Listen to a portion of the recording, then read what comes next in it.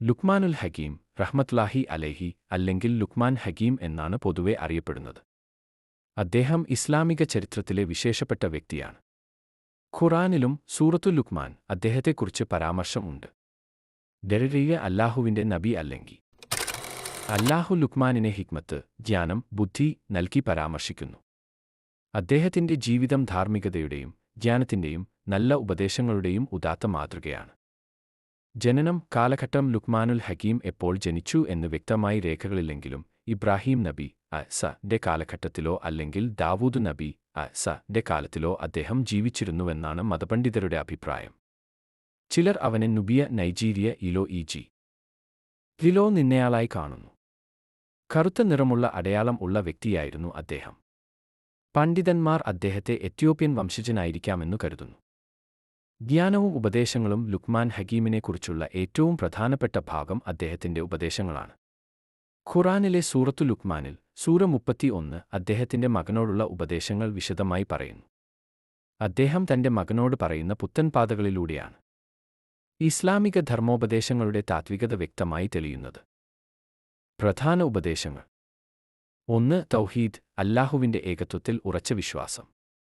നീ അല്ലാഹുവിന് പങ്കാളികളുണ്ടാക്കരുത്. ഇതാണ് ഏറ്റവും വലിയ അന്യായം. ഖുർആൻ 31. 2. പിതാവിനെയും മാതാവിനെയും ആദരിക്കുക. മാതാപിതാക്കൾക്ക് കടപ്പാട് ചെലുത്തുക. എങ്കിലും അവർ അല്ലാഹുവിനോട് അനുസരണയ്ക്കു വിരുദ്ധമായി എന്തെങ്കിലും ആവശ്യപ്പെട്ടാൽ അതിൽ അനുസരിക്കേണ്ടതില്ല.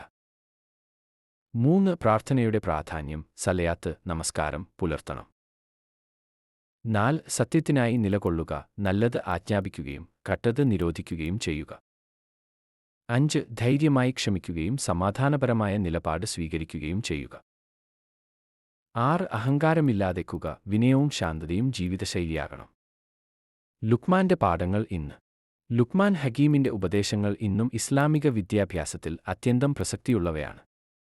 മാതാപിതാക്കളുടെ വിധേയത്വം, അല്ലാഹുവിന്റെ തൗഹീദ്, ആത്മസംയമനം, വിനയം, പ്രകൃതിയിൽ അല്ലാഹുവിന്റെ സാന്നിധ്യം. മതപരവും സാംസ്കാരികവുമായ പ്രാധാന്യം. ലുക്മാൻ ഹക്കീമിന്റെ ഉപദേശങ്ങൾ പല ഇസ്ലാമിക പുസ്തകങ്ങളിലും വിവരണങ്ങളിലുമുണ്ട്. ഇമാം അൽഗസാലി മുതൽ ഇബ്നു കസിർ വരെ പല ഗണ്യ പണ്ഡിതരും അദ്ദേഹത്തെ അനുസ്മരിക്കുന്നു. ഇസ്ലാമിക സാഹിത്യത്തിൽ ഹിക്മത്ത് എന്നത് അദ്ദേഹത്തിന്റെ പേരോടൊപ്പം തന്നെ ഉപയോഗിക്കപ്പെടുന്നു.